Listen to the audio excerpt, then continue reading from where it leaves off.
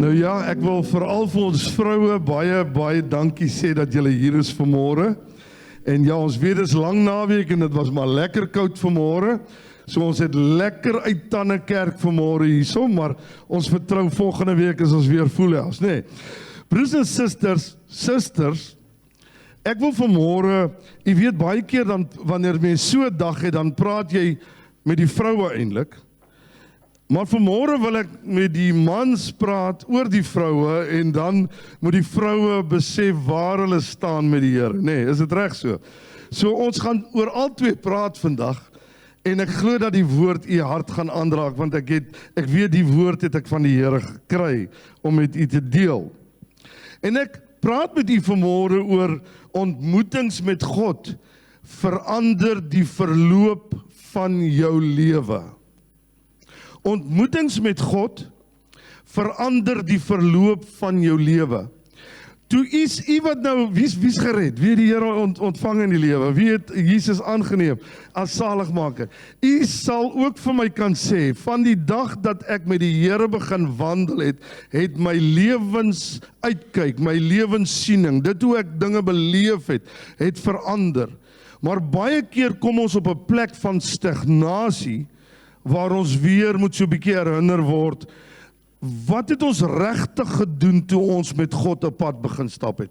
Kan nie amen daarop sê? Goed, net so 'n oorsig vanmôre, voor ek vir u iets lees, dink vir jouself 'n oomblik, is hier mense wat hulle self kan bietjie indink oor goed? Kan ek sien? Kan julle so 'n bietjie prentjies sien, hè?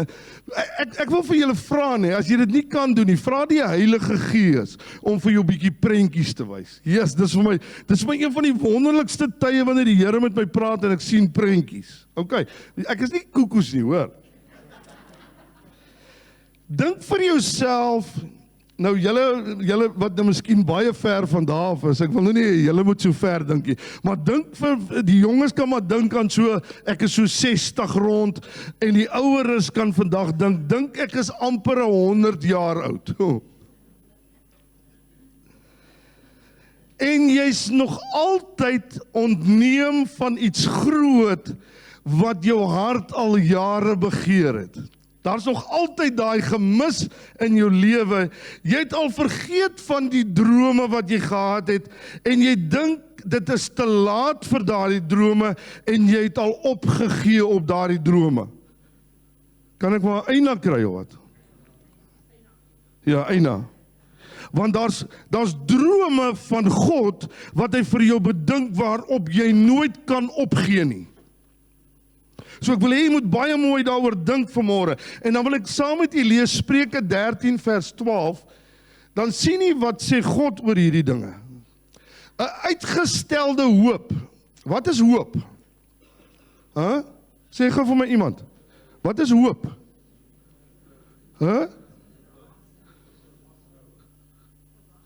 Verwagting? Geloof? Ja, geloof. Maar is iets wat my maak dat ek wil lewe. Is dit waar wat ek vir julle sê? Hoop bring my op 'n plek dat ek opspring in die môre nadat ek die Heilige Gees gegroet het. Wie het die Heilige Gees gegroet hierdie week? Ag wonderlik, prys die Here. Good morning Holy Spirit. En dan spring ek op uit die bed uit en ek sê, dis lekker om te lewe, ja dit is. Want ek het hoop. Ek het hoop. Daar's nie alles wat ek ooit gedink het, God nog met my kan doen is verby nie. Ek het hoop. En dan wanneer God inkom en begin beweeg, en dis 'n ander preek vir 'n ander tyd, dan verander die hoop se H, nie meer om 'n klein letter te wees nie, maar 'n groot H. Rugbypale. Sê vir die ene langs jou, rugbypale. Sal jy dit onthou? Rugbypale hoop. Sien nog hier? OK, kom ons gaan aan. Loof die Here. Goed. Spreuke sê, uitgestelde hoop maak die hart siek. So, as daardie hoop begin vervaag, dan begin my hart siek raak. Ek begin nie meer daai opgewondenheid. Ek voel nader aan sommer down, my liggaam, my sielsdimensie, alles begin down raak, want daai ding het nou al soveel keer uitgestel, dat ek nie meer dit kan sien nie. Ek kan nie meer dit in my geloofsoog sien nie. Maar 'n wens wat uitkom is 'n lewensboom. So as God iets in jou lewe begin doen, dan begin daar die volgende dag 'n lewensboom groei en jy raak weer opgewonde, want die groen groei van God is besig om te werk. Is julle hier? 'n wens wat begin gebeur, gee jou weer rede om te lewe. Net gou vir jy iets sê oor my lewe die laaste 7 jaar. Ons het 'n baie, en ek gaan nie 'n lang storie daarvan hê, maar 'n baie swaar 7 jaar in die gemeente beleef, omdat ons nie ons okkupasies kon kry nie, en daar baie aanvalle was oor die gemeente wat hier was, en soveel so dat ek later amper hoop verloor het. En dit het my gemaak dat ek nie kon duidelik hoor by die Here nie. Want wanneer jy nie meer hoop het nie, dan is jou ore ook toe vir God om te hoor. Okay, maar die Here het my weer gerecharge. Wie wil so 'n bietjie gerecharge word vanmôre? Sê so 'n bietjie, Here, ek het nodig dat U my weer so 'n bietjie, ja, ek gaan nou, as ek nou dit sê, gaan net die ou mense weet. Het julle al gehoor van 'n listermotor? Het julle al gehoor van 'n listermotor? Ek gee dit maar vir die ouer mense, nee. Daai ding, jy begin hom draai, dis 'n engine wat water pomp. Okay, julle jong mense. Nou as jy hom begin draai, dan hy is moeilik om te draai, hoor. Dan begin hy.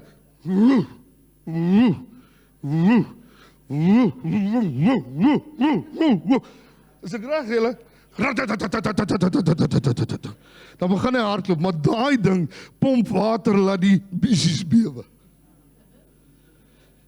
En op 'n stadium in my lewe het ek gevoel, Here, ek kan nie meer water pomp nie. My hele gees kry te swaar. Maar die Here het vir my gesê, listermotortjie, dis tyd dat jy weer begin hardloop. Prys die naam van die Here. Goed, ek begin vir u iets te sê. En dit is kuiergaste. Okay, dis ons eerste deel van die woord vanmôre. In Genesis 17 besoek God vir Abraham. En miskien om tyd te spaar, gaan u daardie deel vir myself lees. Genesis 17 kan u self gaan lees, en ook Genesis 18.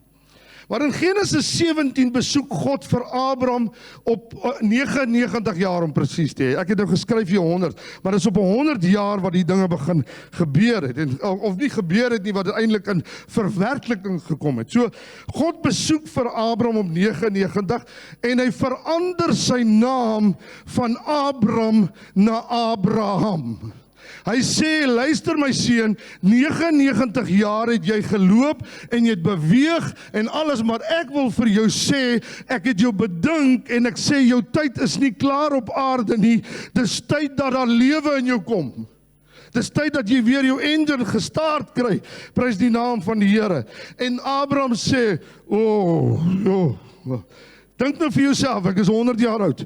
Here, nee, en dan sê die Here nog vir jou, ek gaan nou vir jou nuwe nageslag gee. Ek dink hy het hom doodgeskrik. Here, jy praat seker nou, miskien sit jy vanmôre, pastoor, jy praat nou eintlik met 'n verkeerde mens. Nee, die Here sê jy.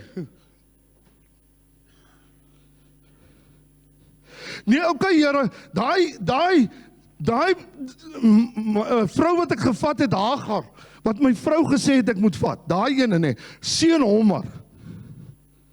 Okay, nou, ons kan 'n ander preek daaroor ook preek, jy weet, want vir 4000 jaar het ons baie moeilikheid, daar's nou groot oorlog oor daai enetjie, want is dit die een wat God gesê het? Nee, Ismael was nie die een nie, maar God het gesê, ek sal hom ook seën.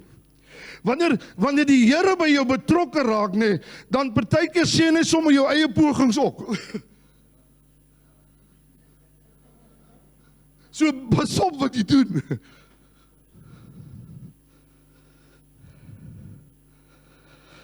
Een 100-jarige man en een 90-jarige vrou se dag verander en 'n lewensverandering vind plaas. Want in 'n paar weke uitmekaar word hulle 2 keer deur God besoek. 'n 100-jarige man wat gedink het sy lewe is aan 'n einde, word deur die skepper van hemel en aarde 2 keer in 2-3 weke besoek. Dink jy hy's lucky, hè? Kom, praat gou saam met my. Ek dink hy's lucky, maar ek dink hy is so lucky soos ek nie. Huh? 2 besoeke. Maar dis wonderlik, pastoor. Ja, dis wonderlik, broer en suster. Maar ek wil vir u sê dat God het so lief vir jou dat hy nie jou elke week of 2 kom besoek nie. Hy lewe by jou en binne in jou. So knyp jouself so bietjie en sê, ek is baie lucky. Die Here bly binne in my. En broers en susters, in Genesis 18 kom hy weer en hy sê iets baie belangrik, en miskien vra die Here ook vir jou vanmôre. Hy vra vir Abraham, waar is Sarah? Dink jy die Here het nie geweet? Hy sê, ja, sy's daar in die tent, Here. Dink jy die Here het nie geweet, sy's in die tent nie? Nee, wat hy eintlik vra is jy betrokke by jou vrou? Weet jy wat in haar lewe aangaan? Het sy nog doelgerigtheid? Is sy nog opgewonde wanneer sy na jou kyk? Is sy nog opgewonde dat jy die leier van julle huis is en dat jy bereid is om hulle te lei en sy bereid is om jou te volg? Dis wat hy eintlik vir hom vra. Is Sarah se gees, siel en liggaam op 'n goeie plek? Nou vra ek jy vanmôre, broers en susters, eintlik broers, kan nie so 'n bietjie rekenskap vanmôre gee en sê, waar is my huis op hierdie stadium met God? Is jou huis op 'n plek dat jy opgewonde is, maar jou vrou en kinders is net so opgewonde? Nee, kom so 'n bietjie, ja? Is jou kinders opgewonde dat jy hulle pappa is? Is jou kinders opgewonde dat jy hulle oupa is?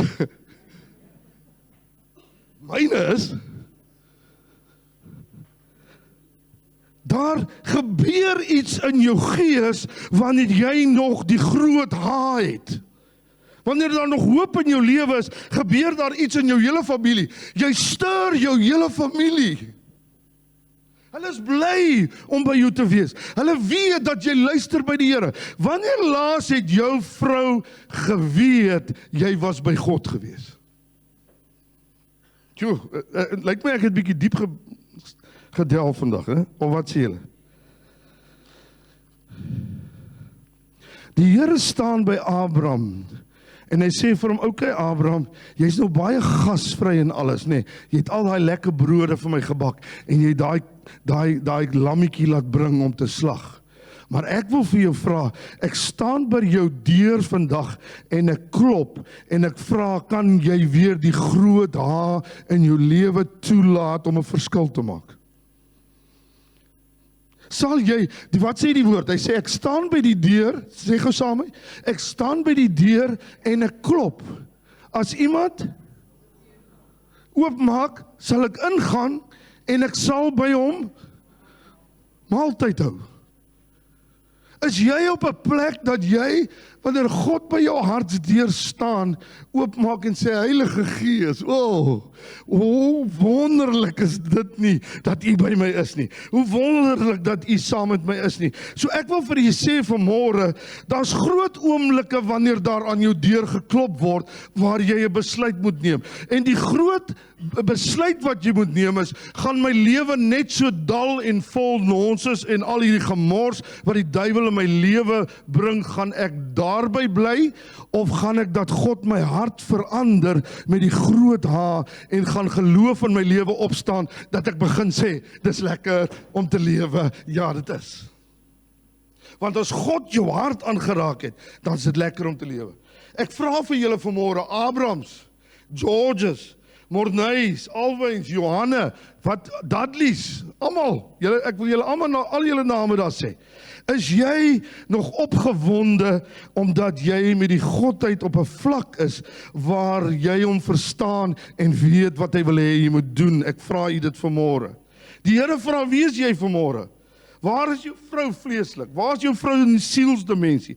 Waar is jou vrou in die gees? Neem jy leiding van jou huis of moet sy altyd die leiding neem? Abraham was op 'n tyd in sy lewe dat hy nie die leiding meer geneem het. Is dit waar? Huh? Hy het nie geloof gehad nie. Ons kry hom vandag en dan sê ons, dis die geloofsvader, hè? En ek gaan nou daaroor lees. Maar as hierdie dag nie gekom het waar God aan hom verskyn het en hy gesê het, Here, ek vat dit nie, sou hulle nooit geskryf het oor die geloofsvader Abraham nie. Want sy lewe sou net so aangegaan het, onbetekenisvol. Is daar iets wat ek verkeerd doen? Okay.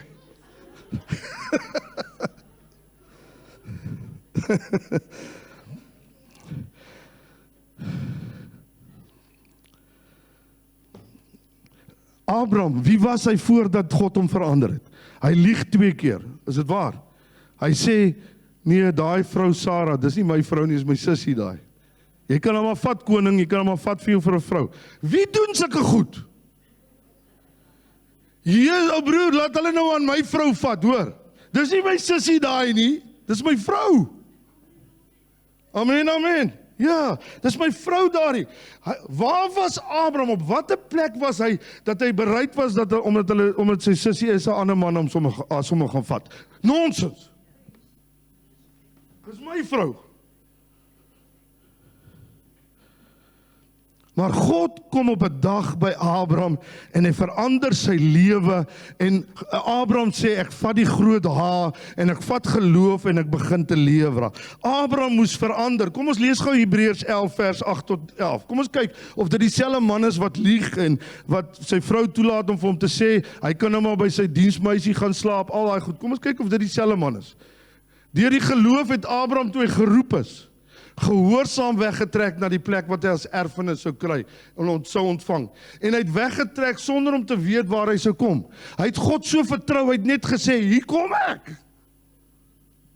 Deur die geloof het hy as vreemdeling gaan woon in die land van die belofte, soos in vreemde land en in tente gewoon met Isak en Jakob, die mede-erfgename van dieselfde belofte. Want hy het die stad verwag wat fondamente het, waarvan God die boumeester en oprigter is. Daar het iets gebeur in Abraham se lewe. Geloof het gebeur. Geloof in 'n God wat dit kan doen. En hy het geglo, daardie God, wanneer daardie God in my lewe begin bou, dan is dit vaste fondamente. Dan staan my huis vas en geen duiwel uit die hel uit kan daardie huis skud nie, want dis God se huis. Is u nog hier? Ek is amper klaar. Okay, so is daar nog. Deur die geloof het Sarah self ook krag ontvang om bevrug te word, en toe sy oor die leeftyd was, het sy gebaar, omdat sy hom getrou geag het wat dit beloof het. Sarah glo op 90, sy kan nog 'n babietjie kry, nê? So, ek wil hê jy moet sê maar. So, ek kan nou besluit, ag nee, wat my lewe val uit mekaar uit, of ek kan nou net nie meer nie. Of jy kan sê, maar God. Maar as God in my lewe inkom, dan verander my hele uitkyk. My siening verander. En hoor gou wat gebeur hierso. Kom, kan ek nou maar bietjie snaaks wees met julle. Abraham en Sarah se hele gesindheid begin verander. Hulle begin anders glo en hulle begin anders optree. Vir jare, vir amper 100 jaar sit Abraham en Sarah op die stoep van hulle huisie. Kyk gou, sien prentjie. En so nou en dan sê hulle, ja, die beeste doen nogal nie te sleg die jaar nie. Ja. Die skapie, hy lyk vir my nog so 'n bietjie geniepsag. Ja.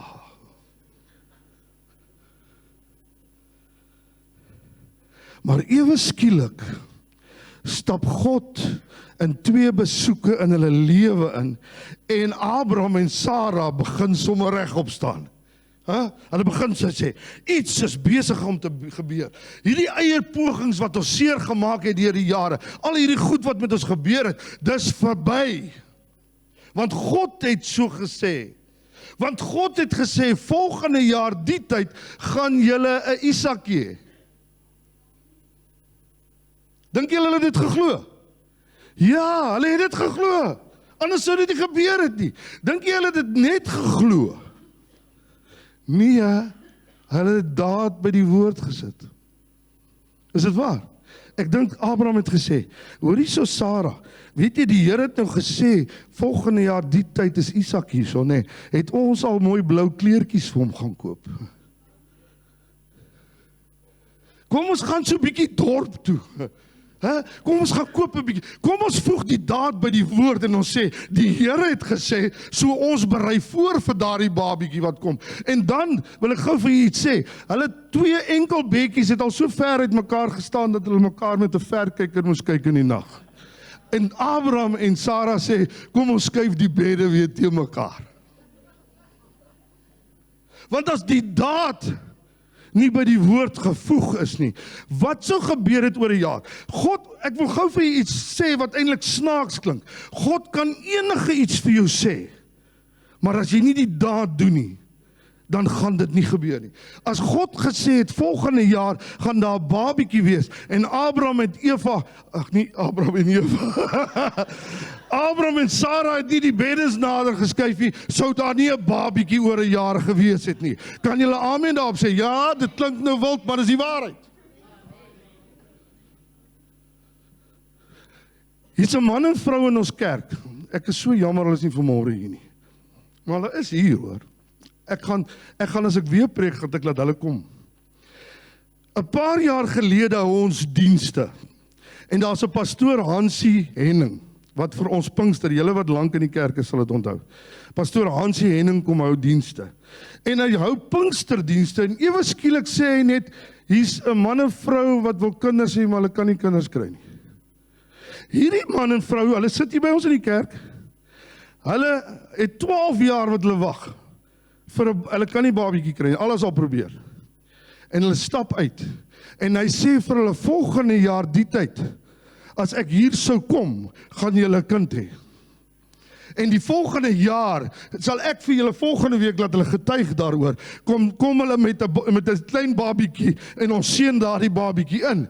En wat hy nog gesê het, en hy sê, en ek sien nie net een nie, ek sien 2. En 'n jaar na daardie ene is daar nog 'n, as 'n seentjie en 'n dogtertjie wat in hierdie kerk sit, omdat hulle gesê het, ons voeg die daad by die woord, God het gesê, en nou gebeur dit. Dis tyd dat ons weer ons God vertrou.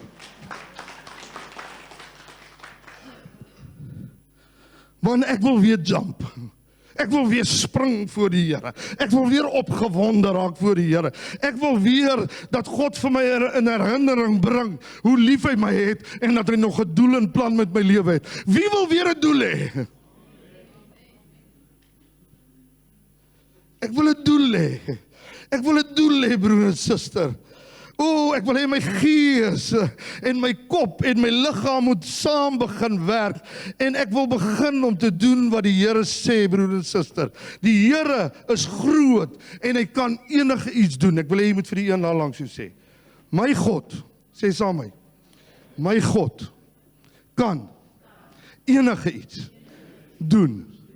En ek wil inval by sy plan vir my lewe. My hoop het 'n groot haag geword. Prys die naam van die Here. O, U is wonderlik. Ek vra vir U vanmôre, daardie mensie wat God vir jou gegee het wat langs jou sit. Daai jong man wat so mooi vir jou kyk, hy kyk net vir jou. Hy kan nie sy oë van jou afhaal nie. Hy kyk heeltyd vir jou, ek sien hom. Hy is lief vir jou.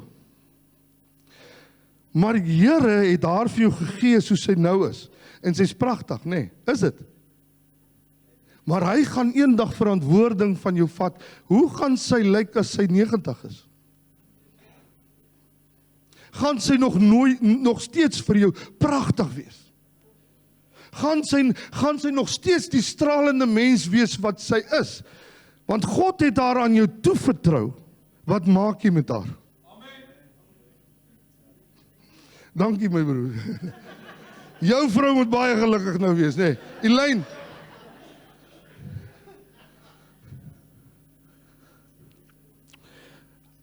God het vir jou iemand gegee en gesê, sy is vir my kosbaar.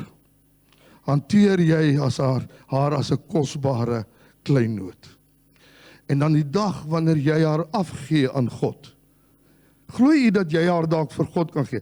Okay, gewoonlik gee hulle ons vir God. Eerste. Maar jy gaan eendag voor God staan en dan gaan die Here vir jou sê, wat het jy met die vrou gedoen wat ek vir jou gegee het? Het sy nog steeds gestraal aan die einde van jou lewe? Het sy nog steeds opgewonde geraak oor jou? Het sy nog steeds geweet, my man hoor elke dag by die Here en hy pas dit toe in my lewe, sodat ek kan die kosbare kleinood wees wat God wil hê, ek moet vir hom en vir my familie wees. Donnie, ek sal nog harder werk. Ek gaan harder werk. Want ek wil ook eendag dat die Here vir my sê, jy het my dogter mooi behandel. En ek het foute gemaak. Is kosbaar en waardevol vir die Here.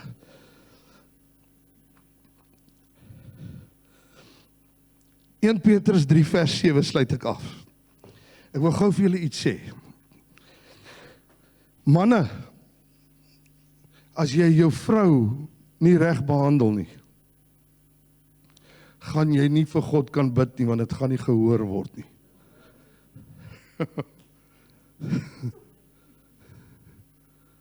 Kom ons lees gou daar. Net so moet julle vroue,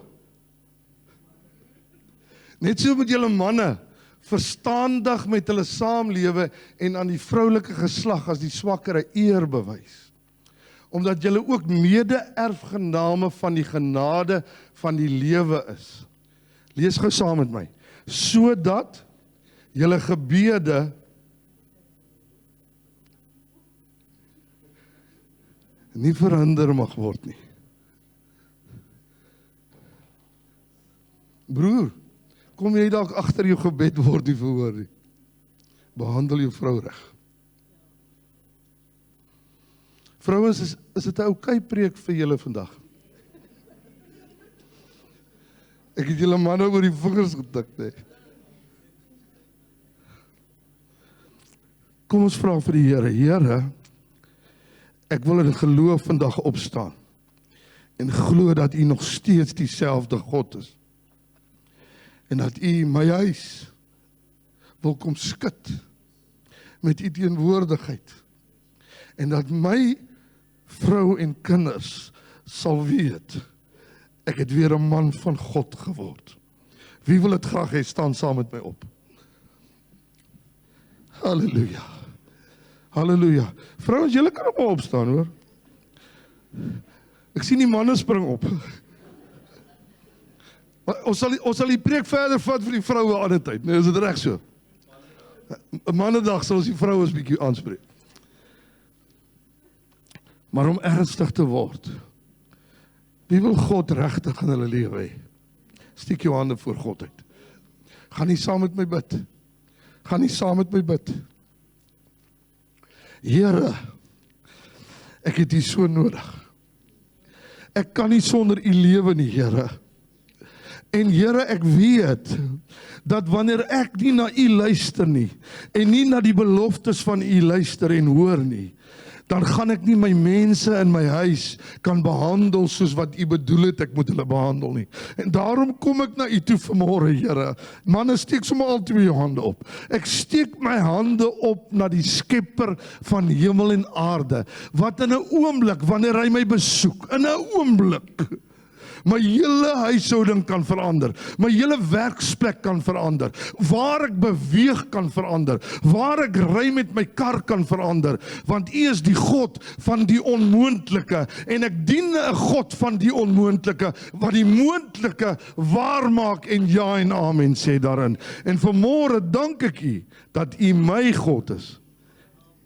En saam met my in my huis woon.